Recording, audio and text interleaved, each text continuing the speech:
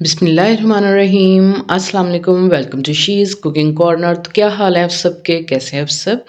तो जी आज हम साबूदाने और ये चंद आम सी चीज़ों से आपके लिए ज़बरदस्त सी रेसिपी बनाएंगे जो आपके बोन्स को स्ट्रॉन्ग करेगी और आपके इम्यूनिटी सिस्टम को बूस्ट अप करेगी। अगर आपके मैदे के कोई भी मसाइल हैं तो आप इसको बनाकर खाइए। रेसिपी को आपने फुल वॉच करना है, एंड तक देखिएगा स्किप किए बगैर। तो बिस्मिल्लाह करते हैं।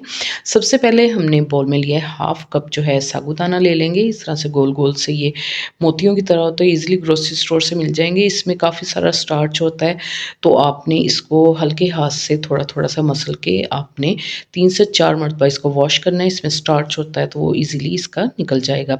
उसके बाद जी मैंने इसमें पानी डाल के इसको 10 से 15 मिनट जो है सोक करूँगी। तो इस तरह से आपने इसको एक साइड पे रख देना है। 10 से 15 मिनट के बाद आपने एक पैन लेना है, उसके अंदर आपने 1 टेबलस्पून देसी घी मैंने डाला है, आप चाहें तो ऑयल भी डाल सकते हैं।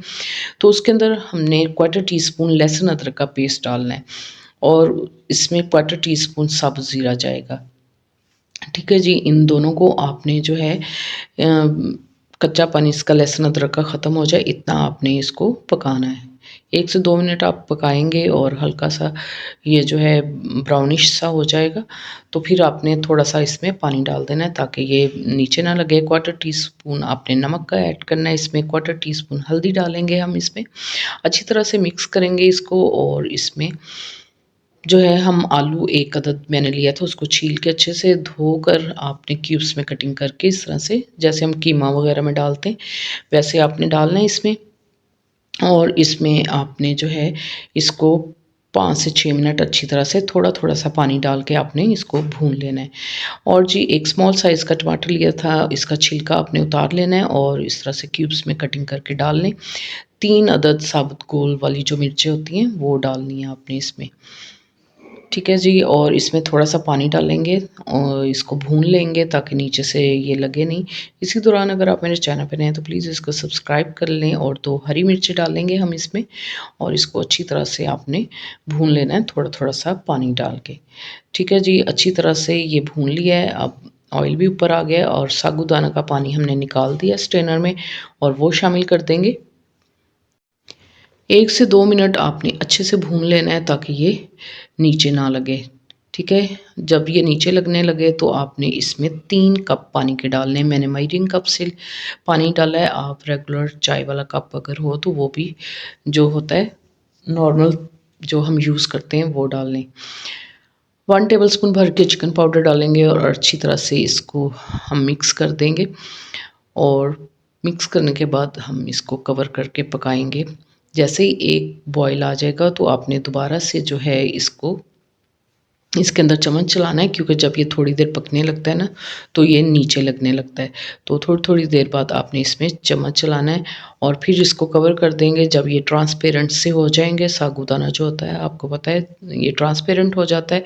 तो दूसरी साइड पे मैंने ये लिए मिक्स सीड्स हैं मेरे पास, अगर आपके पास ये ना हो तो आप चारों मगज़ ले सकते हैं या बादाम वगैरह ले सकते हैं। तो मैंने 3 से 4 टेबलस्पून जो है मूँगफली ली थी।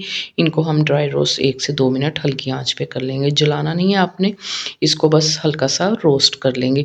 जो भी आपके पास ड्राई फ्रूट्स हों, जो आपको पसंद हों, वो आप डाल लीजिए। तो इसको बस हम रोस्ट करेंगे और चेक कर लेते हैं अपने साबूदाने को भी। तो ये भी तकरीबन हमारा रेडी हो गया, तो इसके अंदर हम जो हमने ड्राई रोस्ट की थी चीज़ें, वो हम शामिल कर देंगे। तो बहुत ही हेल्दी है, बहुत ही मज़े का बनता है ये। और इसमें हम सब्जियां डालेंगे, बंद गोभी और शिमला मिर्च थोड़ी-थोड़ी सी 2-2 टेबलस्पून।